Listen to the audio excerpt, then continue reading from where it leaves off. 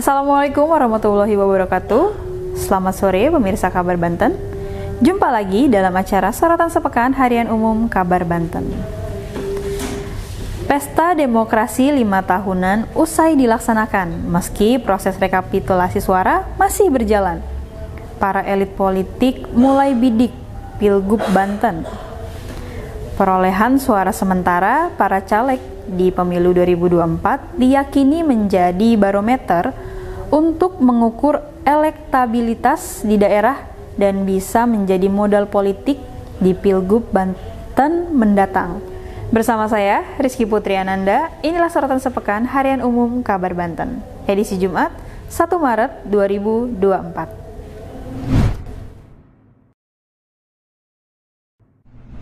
Sejumlah tokoh yang sempat digadang-gadang maju dalam Pilgub Banten 2024 kembali muncul ke permukaan. Pasca Pileg 2024 seperti Ayrin Rahmidiani, Rano Karno, hingga Wahidin Halim. Ketiganya adu kuat dalam Pileg 2024 dari daerah pemilihan yang sama, yakni Banten 3 atau Tangerang Raya. Lalu, seberapa potensial para caleg dengan perolehan suaranya tersebut jadi modal untuk Pilkada Banten?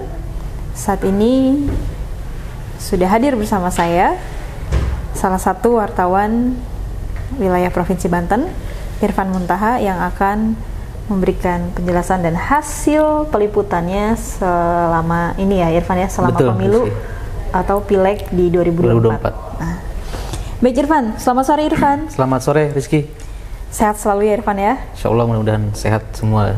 Amin. Termasuk sobat Kabar Banten. Baik, Irfan, Pileg ini kan masih pelaksanaan sudah selesai. Betul. Kemudian saat ini sedang melakukan rekapitulasi penghitungan suara di beberapa daerah. Nah, ada beberapa caleg juga yang mereka itu kini namanya muncul kembali, yang digadang-gadang akan meramaikan Pilgub Banten di 2024 ini. Betul. Nah, itu bagaimana Irfan?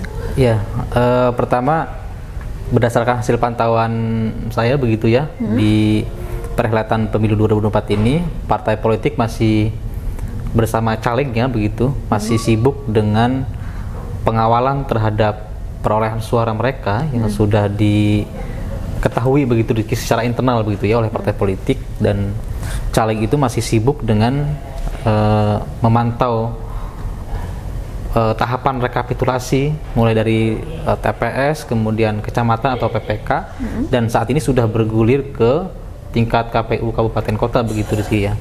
Nah, di samping itu memang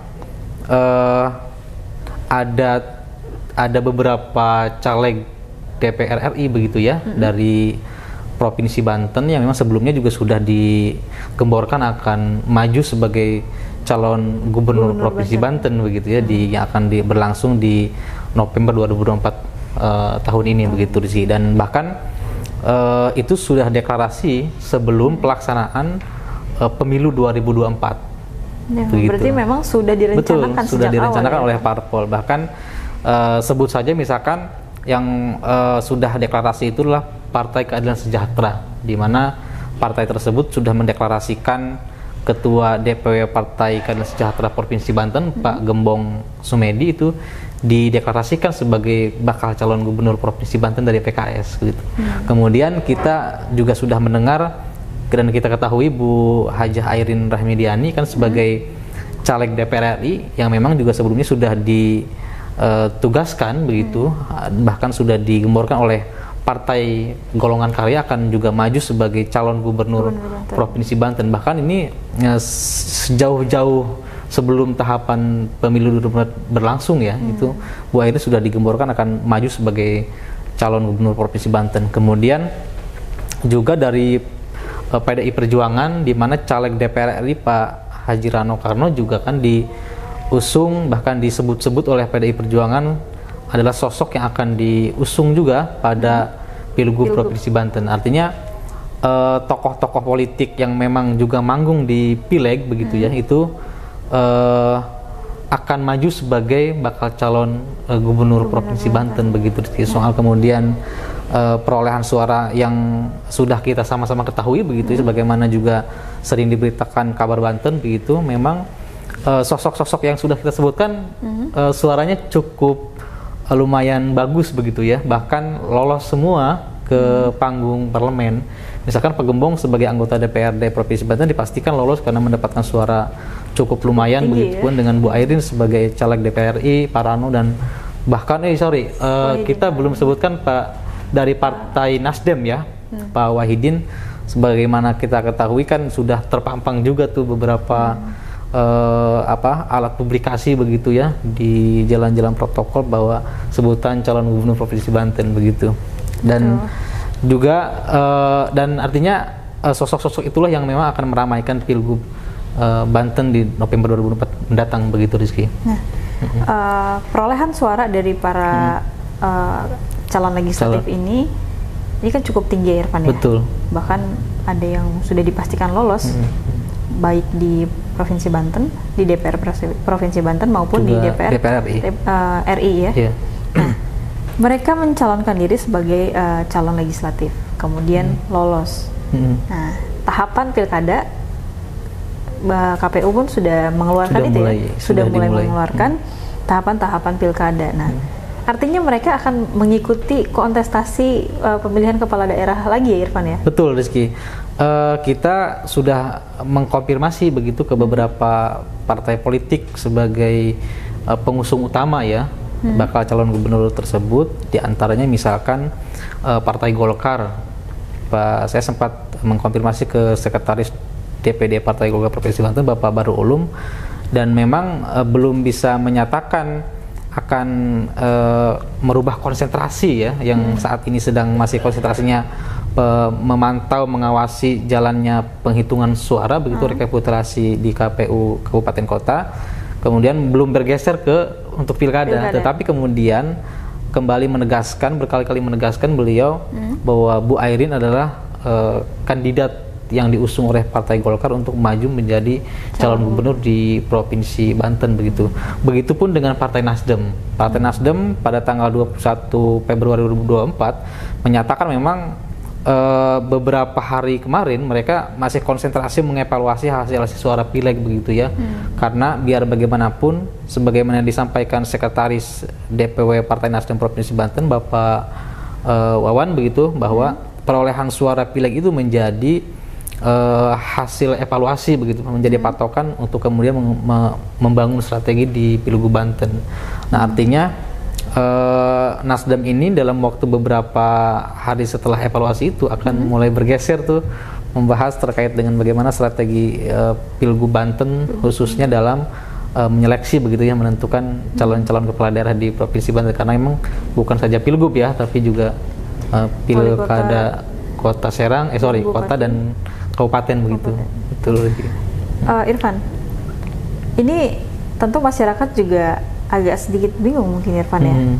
Mereka mencalonkan diri sebagai calon legislatif, namun juga sudah dipastikan akan maju di pilkada. Nah, apakah dengan mereka maju sebagai calon legislatif ini salah satu upaya mereka untuk tes suara gitu? Biasanya disebut tes suara. Betul. Itu bagaimana elektabilitas mereka? Itu yang disampaikan oleh para pengamat ya, Rizky. Karena bicara politik kan tentu analisanya adalah di orang-orang yang mengawati soal pergerakan politik di Provinsi Banten. Misalkan kita sudah pernah mengkonfirmasi kepada pengamat politik dari Universitas Sultan Agung Tirtayasa, Bapak Leo Agustino begitu, menyampaikan memang perolehan suara di Pileg bagi bakal calon gubernur 2024 itu menjadi salah satu tolak ukur itu bagi bakal calon gubernur itu Banten itu untuk bisa mengikuti kontestasi Pilkada 2024. Artinya perolehan suara yang mereka dapatkan itu menjadi cerminan bagaimana kekuatan politik yang dimiliki oleh individu maupun partai itu sendiri sebagai partai yang akan mengusung begitu, Rizky. Meskipun memang hal lain yang disampaikan oleh Pak Usep ya, pengamat politik juga yang dari Banten, beliau mengatakan memang menjadi tolak ukur, tetapi itu tidak bisa dipresentasikan hasil pileg itu tidak bisa dipresentasikan sebagai hasil juga di pilgub mendatang begitu Rizky, karena dinamika pemilihan dan pemilih begitu itu berbeda segmennya dengan antara pileg dan pilgub, dan tentu beliau menyatakan itu adalah hanya di dapil saja gitu, tidak mempresentasikan keterwakilan keseluruhan daerah begitu, sehingga itu tidak bisa dijadikan tolak ukur utama begitu ya dalam menentukan kekuatan di Pilgub 2024 mendatang. Tetapi kalau untuk mengukur atau mengevaluasi soal strategi, maka itu bisa dijadikan tolak ukur utama begitu, strategi pemenangannya itu sendiri. Kalau untuk tahapan-tahapannya sendiri, Irfan, itu ada tanggapan atau ada ini dari tahapan statement dari Pilgub ya? Iya. Dari KPU? Betul. Saya terakhir mengkonfirmasi ke KPU Provinsi Banten, memang KPU Provinsi Banten sudah mulai menggarap tahapan. Bahkan penyelenggara itu sudah mengumumkan akan membuka rekrutmen pengawal ya, pemantau penyelenggaraan Pilgub Provinsi Banten. Artinya memang tahapan itu sudah mulai dilakukan. Bahkan Bawaslu Provinsi Banten pun terakhir saya mengkonfirmasi, memang mereka sudah mulai merencanakan terkait manajemen pengawasan, termasuk soal penggunaan keuangan begitu untuk Pilkada Provinsi Banten 2024 mendatang ini, Rizky. Artinya dua penyelenggara ini kan sudah mulai siap tuh, sudah mulai menggeser konsentrasi mengurus pileg, kemudian mengurus pilkada sekarang begitu, Rizky.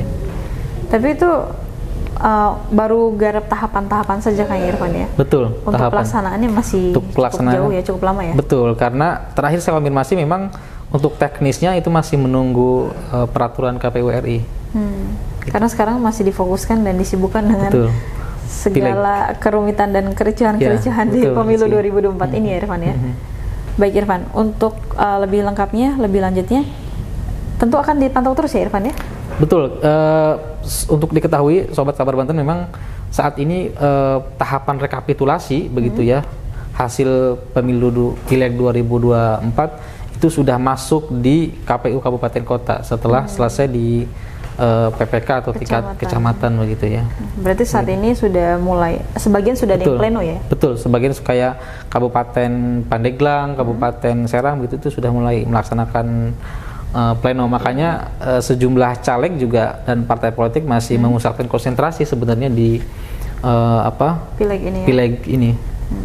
Berarti setelah pileg mereka langsung lanjut betul ke pilkada. Nah, jadi ini kayaknya juga mereka juga setelah dilantik jadi legislatif, jadi anggota DPR baik provinsi maupun RI, nggak lama mereka akan disibukkan lagi dengan pilkada ya, pilgub ya. Bahkan jauh-jauh sebelum dilantik mungkin ketika sudah ada pleno penetapan begitu ya yang lolos, saya yakin partai politik sudah 100% mengalihkan konsentrasi ke pilkada, Rizky. Sudah langsung menyusun strategi untuk pilgub 2024 ini. Karena kan menurut pengamat politik ya seharusnya partai politik itu tidak terlalu lama untuk mengalih perhatian terhadap aktivitas politiknya begitu. Kalau ini kan pileg pasti sudah mengetahui siapa yang akan duduk begitu, berapa suaranya.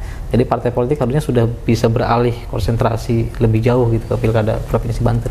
Ini PR juga ini Irfan. Betul. Ya. Ini kita tahun ini benar-benar tahun politik ya Irfan ya. Mulai dari pemilihan presiden, pemilihan calon legislatif, kemudian November nanti itu pemilihan kepala daerah, baik provinsi maupun kabupaten dan kota. Betul.